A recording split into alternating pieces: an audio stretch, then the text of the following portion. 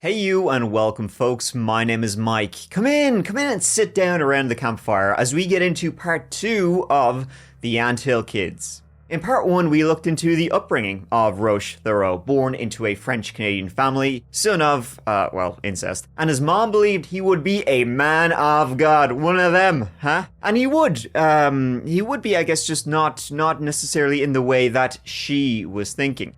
He joined the Seventh-day Adventists, but soon decided, you know what, he's a rebel. He lives by his own set of rules. And so, he found vulnerable people to march to the beat of his drum. The thing was, he was playing Wipeout on the drums, and it just led to insanity. This led to them all living in a commune where he acted as a... What's the monster's piece of shit, that's the one. He would beat them, get them to beat each other, torture, sexual assault, all the hits, all the evil things these monsters do.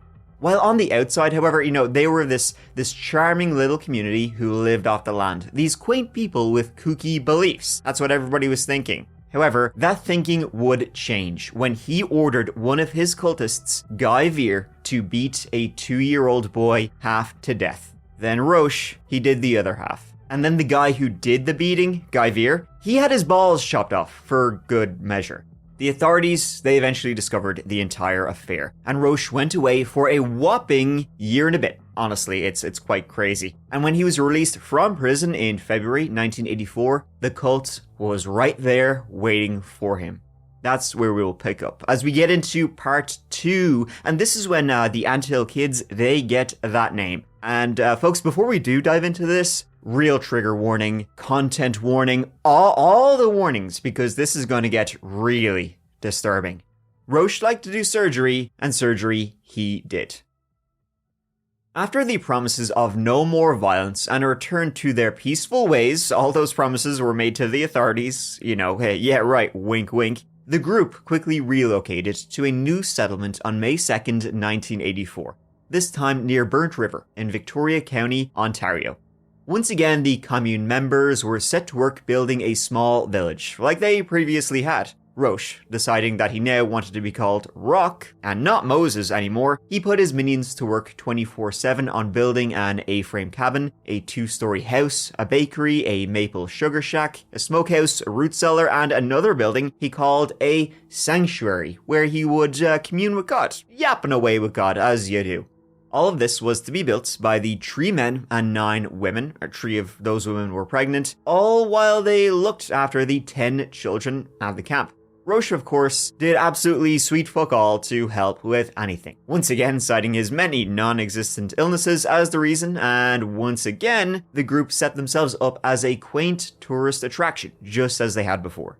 This time, though, the group's previous method of claiming welfare, it didn't quite work. And as they were not legally considered a family, but an institution in Victoria County, the group could not get the same funding they'd previously relied on in Quebec. Now, the solution to the lack of cash flow was for Thoreau to send his followers out into the local town of Lindsay to shoplift supplies from grocers and other small businesses. The members of the commune even made themselves special coats with extra large pockets for secreting away canned goods and other valuable items. Now, given that the group was pretty well known around the county, it wasn't exactly hard to identify who had been doing the stealing, and the authorities, they were quickly on it. After authorities had been alerted to the spat of thefts, they'd begun keeping an eye on cult members any time they ventured into town. On January 31st, 1985, Roche's right-hand man, Jacques Guiguer, remember old Jacques Guiguer, he cut his wife's toe off when she threatened to leave. Well, he had his collar felt right as he was in the process of meeting up with other cultists, each of whom had also pilfered themselves a bunch of goods from the grocers of Lindsay. One of them, young Roche Jr., had nearly 50 feet of rope wrapped around his waist. How the hell he got out of the store without anybody seeing him with all this rope remains the biggest unsolved mystery of all, folks. Altogether, the group had stolen about 453 and 37 cents worth of goods, which, frankly, it's a hell of a lot in 1985 dollars. But the group actually got off quite lucky, and instead of a jail sentence, the group got away with a permanent ban from the town of Lindsay. So, now back at square one, Roche pressed the group to call their families and beg for money. That would be a win-win for Roche. If they said yes, hooray, cash. if the families said no, well, it would further indoctrinate his cultists, right? It was further proof that your families don't care about you at all. No one did give them anything, obviously, but several did say they could have whatever they wanted if they just left the group and returned home. It was around this time, as Roche watched on as his followers built the small village to house themselves, that he commented that they looked like ants working together on an anthill, from which the group ended up deriving the name the Ant Hill Kids. This cute little name glossed over a lot of the sins and did a lot of the heavy lifting in giving the group a harmless appearance to the public, especially when they named their storefront after the moniker the Ant Hill Kids Store. The store was Roche's latest attempt at getting some kind of funding for the group, and it actually worked quite well. The primary source of income was the bakery, which actually attracted a lot of the locals. The group, though, they weren't able to eat their own produce, restricted to plain corn and potatoes to survive. Since the move to Burnt River, things had briefly improved, but like most in this story, it won't last long, and soon treatment of certain people within the group had gotten far worse. With Guy, sans nuts veer gone, Maurice Grenier was now bottom of the totem pole and subject to all of Roche's bad intentions. He openly encouraged her husband to beat her for even the smallest of infractions. Now, she was married to Jacques Guiguer, and he had already taken a tow, so he could go a lot further than that. And she was even forced to live apart from her husband and children. And Maurice Grenier was far from the only one. As Roche returned to his previous drinking habits, he grew increasingly erratic and even began forcing the women to take part in nude wrestling matches. Not like WWE though, think more bare-knuckle boxing, that kind of thing. And when Roche got bored of the one-on-ones, he began introducing a man and having the women kick and beat the ever-living shit out of him. In the end, he got into the ring himself, only with the provision that if you hit him, you'd lose some of your already meager rations. He also began to hit his followers with the blunt side of a hatchet. Even the tiniest annoyance could result in a smack with a lump of steel. Roche's degeneracy escalated quickly, and before long he was forcing the cult members to do like truly horrible things, defecate on one another, and he would defecate on them himself.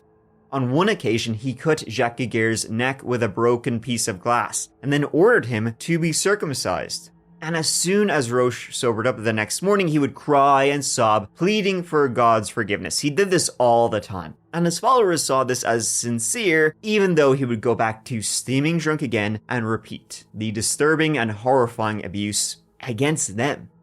In 1987, Maurice Grenier, the only female who had not married, quote-unquote, Roche, well, she had had enough of not being allowed to have relations with her husband, Jacques, without Roche's permission. Eventually, she was allowed to leave with 2 of her children. But the only condition, though, was that she must leave behind their daughter, who was only 6 months old when the couple joined the group. And that daughter was now nearly 8, and according to Roche, nearing puberty. Roche wanted to take their daughter as his next wife when she came of age.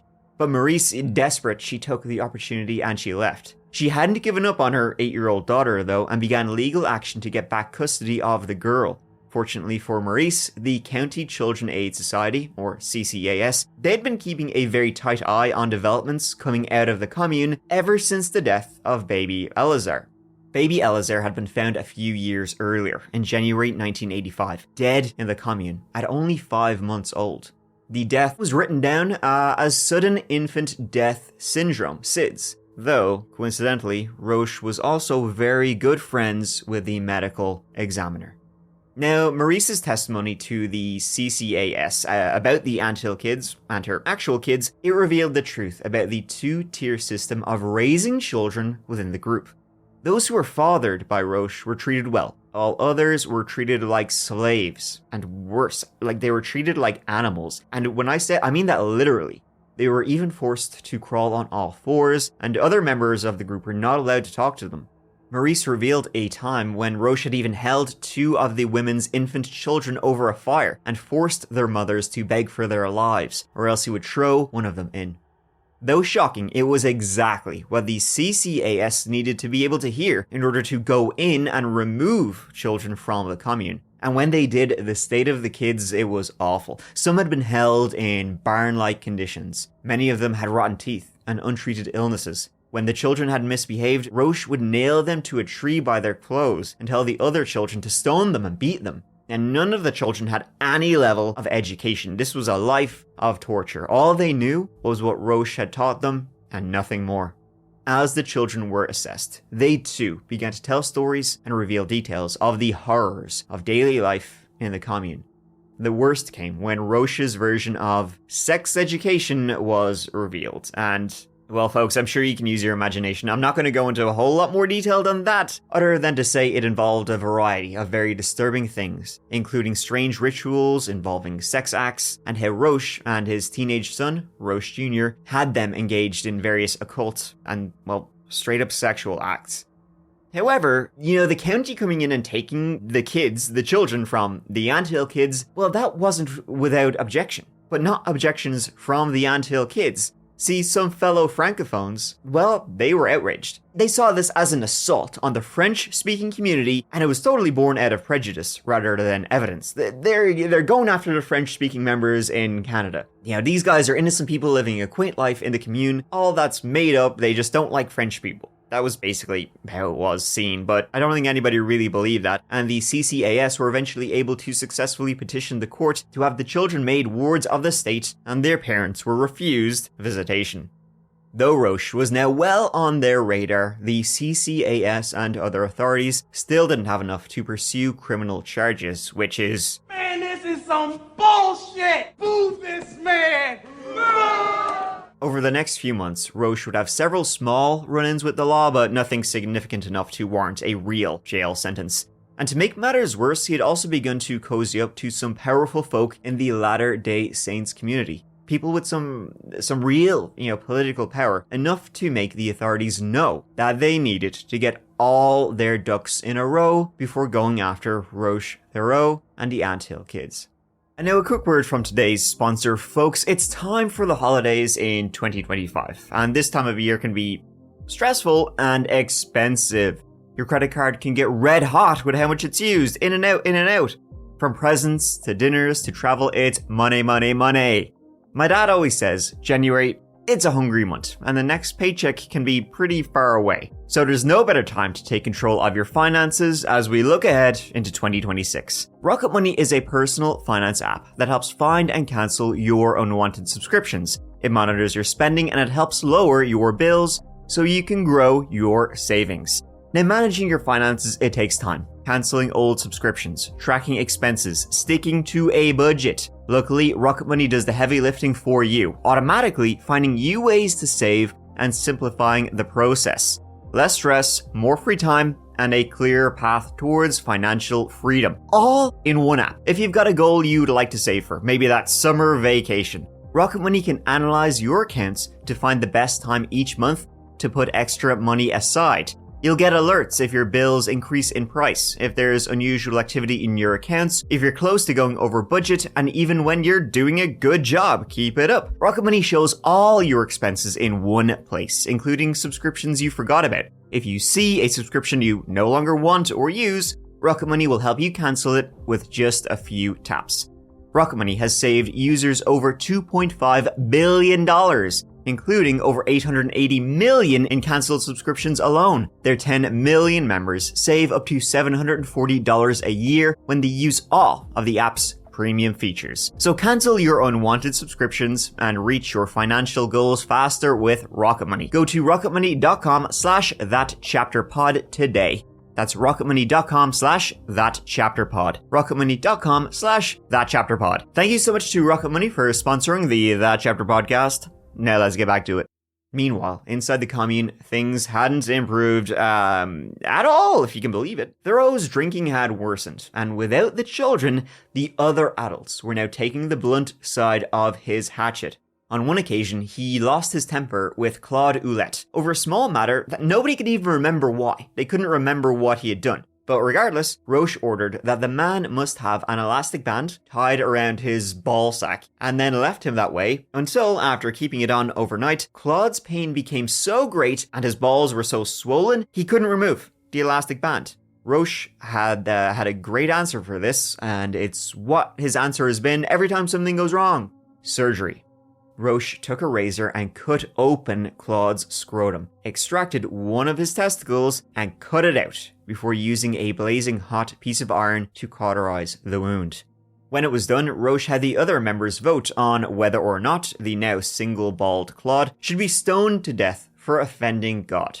They, luckily for Claude, voted against. Roche then flew into a rage and threatened to use the welding torch to open up Claude's stomach. Claude fled into the freezing woods and remained there for several hours until Roche sobered up and had forgotten why he had been so angry and why he had removed one of Claude's balls. The atrocities he committed over the next few years were incredibly horrifying against his own people. I'll sort of quickly try and run through some now. This isn't all-inclusive because we would be here all day, but here are some of the worst ones. In February 1987, Roche threw a hunting knife at his wife Giselle, badly cutting her in the thigh. When Roche woke up from a drunken stupor to find her leg had become infected, he once again decided to operate on it, and this time it took the form of pressing a hot iron file against it and then pouring boiling water over the wound. He then stuffed the wound with salt, olive oil, and spruce gum. She did try to flee after that, returning to her father's home for a few days, but then Roche was able to sweet-talk her into returning back. He also broke her ribs by kicking her repeatedly with steel-toed boots on. To Gabrielle Lavallee, he would whip her with his belt, he hit her in the eye, he stuck a hypodermic needle in her back, broke it off, left it in there. He would burn her breast and genitals with an acetylene torch. He made Jack cut off one of her baby fingers on her left hand with wire cutters. He would break her other fingers with a wooden board. He would cut a hole in the ice, force her to jump into the freezing lake. He pulled 8 of her teeth without anesthetic. He would cut chunks of flesh out of her. And in one particularly gruesome event, after a long day working in the fields, Gabrielle discovered that her uterus was protruding from her vagina, and unwisely she went to Roche. His solution initially was to try and punch it back into place. When that didn't work, he then tried to force a wooden cone into her privates to push it back in. Then he resorted to tying string around it and pulling it like a loose tooth. Now, she eventually did manage to get this issue fixed properly. When he was away, she went to a hospital and she ended up having a partial hysterectomy. To Josie Pelletier, he burned her back with a welding torch, causing her skin to bubble and peel. He did the same thing to Nicole Rule, waving the torch over her stomach, the same day she had given birth for the very first time. On another occasion, he beat the 3 months pregnant Nicole so badly she miscarried. He also would shoot her with a 303 rifle, which is a big rifle round. Claude Ouellette, he received some of the worst treatment of all the men, and remember, he already had one of his nuts removed. He would sprain his toes. Once he used a shard of glass to cut open his arm. He would pull 11 of Claude's teeth.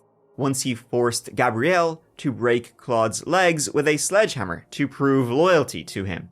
Roche forced his wives, which was more or less all of the women, to individually pluck out each and every one of Claude's pubic hairs. He would pour boiling water on him, force him to sit on a lit stove. Roche would also punch and beat his son, Roche Jr., when he refused to wrestle. Roche broke Solange Boyard's cheekbone when she was 6 months pregnant, one time punching her in the neck so hard he knocked her unconscious, and Roche would force all the members of the Anthill Kids to eat things like shit and even dead mice. So pretty dark and disturbing. That's some of the worst shit he did, but not the worst. Now, Roche's grip on the members of the sect slowly tightened, and his grip on reality loosened in equal measure over the years. Little by little, he pushed the boundaries of their tolerance further and further, until he had them accepting even the worst acts imaginable as being entirely ordinary and unremarkable. All of the members had several opportunities to leave during the earlier days of the cult's lifetime, yet they appeared to freely choose to stay. What would it take to finally snap them out of their conditioning to serve Roche at all costs? That would be murder and more torture. On September 28, 1988, one of Roche's followers and wives, 21-year-old Solange Boyard, who was going by Rachel, remember he had renamed all of his cultists with biblical names, well, Solange, she complained of an upset stomach this day. This afternoon, Roche was insane with the drink, and he happily told her he knew exactly how to fix it. He ordered her to strip naked and lie on a table in the bakery. And serious content warning about this next part, folks. First, Roche took a plastic tube and inserted it into Solange's lower colon via her rectum, and used it to perform an enema with molasses and olive oil. When the enema failed, because of course it did, Roche tried approaching the problem from the other end, literally. Dr. Roche began punching and pushing on Solange's stomach, and at one point, when she put up her hands to defend herself, Roche simply told her to put her hands down, to which she complied instantly. Roche then took the same tube he'd used for the enema and forced it down her throat, before forcing other members to blow and suck on the exposed end of the tube. Obviously, the procedure didn't work either, and only made the already dire situation worse. Once again, Roche insisted he knew exactly how to cure Solange's ailment, and he proceeded to take a knife to the woman's stomach. Slicing through the flesh, fat, and muscle, Roche then thrust his hand into the jagged wound and forcibly pulled out a section of Solange's intestine. Roche then ordered one of his cultists to stitch up the wound with needle and thread. Throughout it all, Solange never lost consciousness and had no pain relief at all. After Roche declared his work was done, another job well done, and Solange would be absolutely fine, he told her, just go and have a warm bath. Needless to say, she died a fucking horrible death. She began coughing up blood soon after returning home and passed away shortly after that. And her cause of death would be ruled as acute perionitis, which is usually caused by a perforated bowel. It's basically when the digestive fluids, they leak into the bloodstream, causing blood poisoning. In an effort to give Solange the minimum amount of decency in death, several of Roche's followers, they built a coffin, and were going to give her burial in the commune. Treating someone, though, with basic dignity was not on Roche's to-do list that morning, and he ordered her body be exhumed so he could revive her.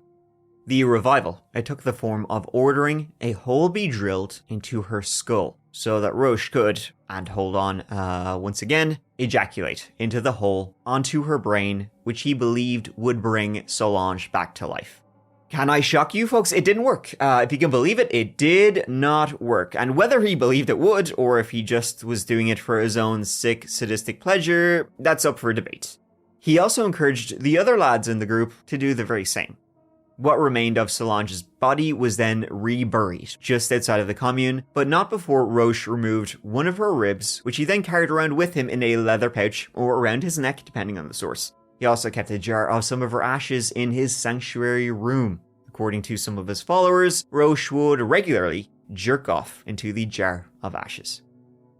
In the aftermath of Solange's death, Roche went into overdrive with his performative regret. As I mentioned earlier, the cycle of Roche committing vile act after vile act against his followers, only to wallow in self-pity the morning after, once he sobered up, rinse and repeat, it had long been established. But what he did to Solange was by far the worst thing he had done in front of his disciples, and he knew it warranted an equal display of penitence. Roche threw himself into the act with some serious vigor, asking God for forgiveness, telling the group he deserved to die. Yes! Hell yeah! Hey, come on, baby! Come on! Despite having directly witnessed Roche's latest atrocity, his followers still didn't hold him responsible, though, let alone accountable. Still, though, Roche enjoyed the pity party and the reassurance that came his way when he would cry out for God to take him and punish him as he saw fit. He even went through the motions of attempting to take his own life several times. First, he begged, Jacques to shoot him. Sadly, Jacques said no. Next, he told his followers he had taken hundreds of Tylenol pills. Only he somehow survived the overdose. Roche would throw himself into freezing waters in an attempt to drown himself. Lads, just got another vision. God said he doesn't want me to die. Just remembered, huh? You suck! In the winter of 1988-89, José Pelletier, having finally seen Roche for what he was and realizing he would never change, she decided to leave the commune. She didn't go to the authorities, but fortunately she wouldn't be the last one to leave, because there would be one final straw.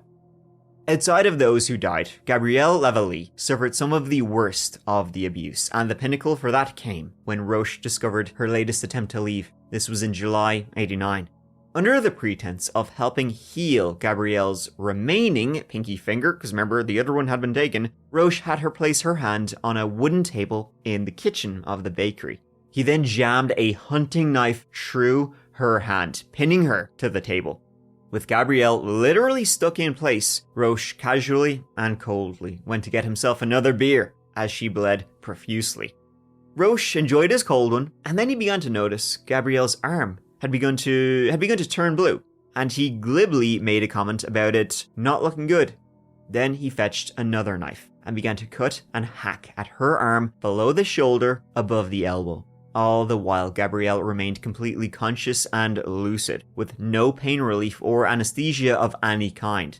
The helpless young woman didn't even scream or yell out. Having decided the limb needed to be amputated, Roche hacked and carved as deep as the bone in several places.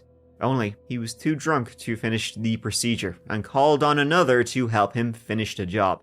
They somehow managed to clean up the mess Roche had made and expose the bone 360 degrees around Gabrielle's arm.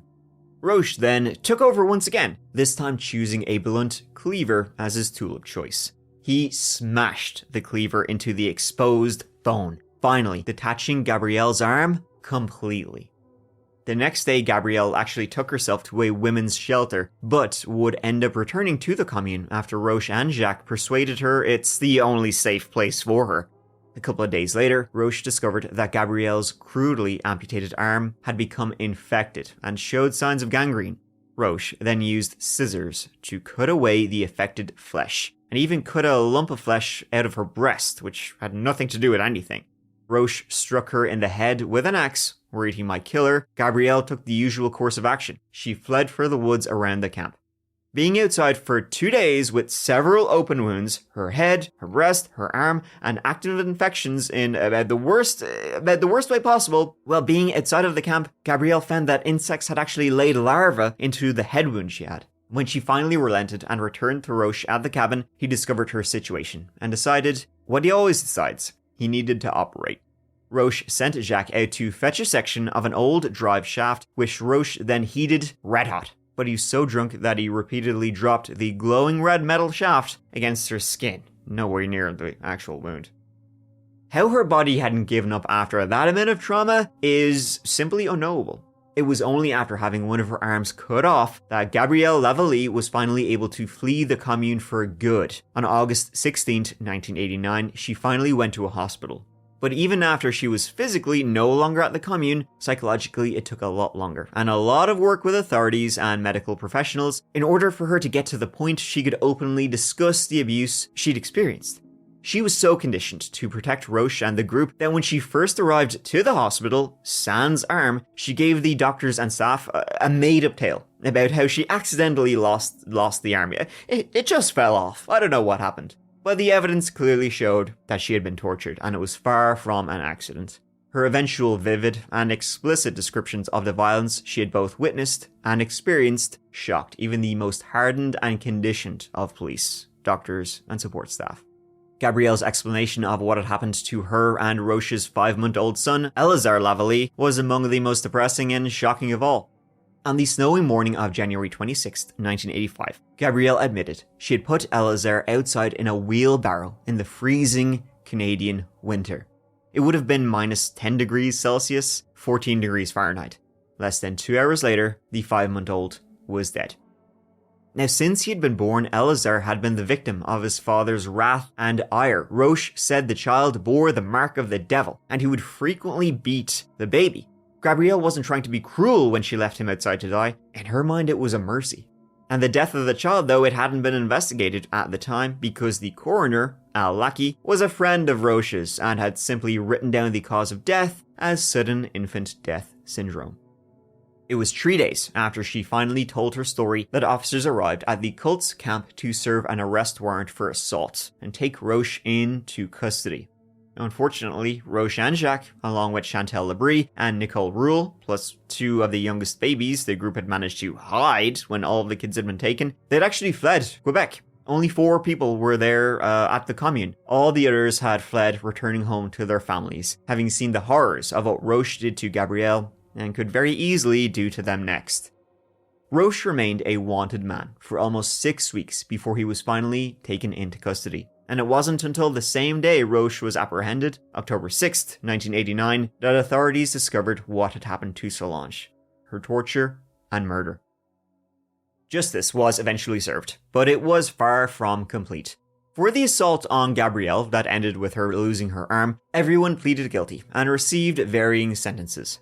Roche got the most, but still a lenient sentence considering all the aggravating factors. He got 12 years, reduced to 10 on appeal. Jacques got 5, Chantal got 2, Nicole got 18 months. But there's still the little matter of the old murder of Solange to answer for, and initially, state prosecutors were all pushing, basically to get Roche charged with first-degree murder. But unfortunately, they came very quickly to the sensible, if infuriating conclusion, that there wasn't really any evidence of premeditation in the murder, so they likely wouldn't get a conviction. In the end, though, they settled on second-degree murder, and it looked very likely that a lengthy trial was to come, only for Roche's lawyers and the state to agree to a deal, avoiding a trial at the very last minute. This was in return for prosecutors not pursuing any further charges for the multitude of prosecutable sins Roche had committed over the last decade. And so Roche pled guilty, and he accepted the inevitable sentence. On January 18, 1993, Roche Thériault was sentenced to life in prison for the second-degree murder of Solange Boyard. But he would be eligible for parole as early as 1999. Wait a damn minute. But, thankfully, when 1999 came, Roche did apply, but was so soundly rejected, he would never even bother trying again, because by this stage, word of the Anthill kids, word had spread. Yeah. Now, throughout his sentence, despite everything, his followers, these fucking guys, they remained ever faithful and loyal to their husband and master. Even more stunningly, Roche continued to father more children from behind bars, thanks to conjugal visitation. Now, the children have all been taken into care of the state, but I mean, they're gotta be what? They're Zoomers now at this stage. Some Zoomer little Thériauts running around. And Roche apparently got on very well with prison staff and wardens, who all found him to be interesting and charismatic. Just until the moment he is ripping open your stomach, ripping out your guts, chopping off your arm, shitting on you, yeah, doing all that. I'm sure his followers thought him also to be very interesting and charismatic. In 2009, Thériault's name was back in the newspapers when authorities were made aware he had several pieces of his artwork listed for sale on murderauction.com. A US-based auction website that calls itself a true crime auction house. As soon as they became aware of the listings, prison officials moved to block any potential sales and future listings, citing rules forbidding prisoners from profiting from their crimes, which includes using their notoriety to sell items otherwise unrelated to their offenses. You can't get famous for being a serial killer and then make money off simply being famous. Officials at Dorchester Penitentiary assured the public that they would not be letting any of Thériault's artwork ever leave the prison. Now, the story of Roche Thériault, it ends as it was always going to, in a pool of blood on a dirty prison floor. On February 26, 2011, Thériault's cellmate, 59-year-old Matthew Gerard MacDonald, he casually walked up to the CO's station at Dorchester Penitentiary, handed over a bloody shiv, and told him, quote, "That piece of shit is down on the range. Here's the knife, I've sliced him up." Thériault was found dead close to his cell, having been stabbed in the neck and left to bleed out. Matthew MacDonald, from Port-au-Port, Newfoundland and Labrador, he pleaded guilty to second-degree murder and received life in prison. Though, given he was already serving life in prison for another murder, he probably didn't really give a shit. Giving a life for another sentence, it's basically, what you gonna do? The reason he murdered Thériault in prison, it's believed he had simply heard what he had done. He'd heard the story of the Anthill kids and he hated him for it, believing he deserved to die. And, hard to argue with that one. And so ends the story of the Anthill Kids. Honestly, folks, after that, very little is known about the aftermath. What happened to those cultists who still followed him? Like, sort of looking into this, it seems like the whole situation of the Anthill Kids cult, it's so underreported. You Google it, there's very little books or documentaries, shit like that about it. It honestly seems like one of these cases that was sort of swept under the rug by the authorities. Probably because they had many chances to stop this and did absolutely friggin' nothing. But yeah, definitely one of the most disturbing cults of all time. Surprising not more isn't known, but also not that surprising simply because of how gruesome it is. Gabrielle Levy, by the way, the one-armed lady, she later wrote about her experiences of the cult in a book titled, here's me butchering some more French, L'Alliance de la Bébrie, Alliance of the U. Which, if you read French, folks, give it a go, but that'll do it for this old one. Quite the story, and quite the disturbing one. But thank you so much for listening to this whole episode of the That Chapter podcast, folks. It means the world to me that you were here tuning in, as always. Doing a lot of episodes now of Mike solos. I happen to just be traveling. That's why I've been doing these episodes solo. No Keith, no guests, no whatever. They will all make a return. The Warthog will make a return. Keith will make a return at some point. Fear not, they'll be back soon. But for now, just old dirty Mike, sure you know yourself. So tune in. Give it a go, and I will talk to you in the next old one. Until then, please take care of each other and yourselves, because I love you. Mike out.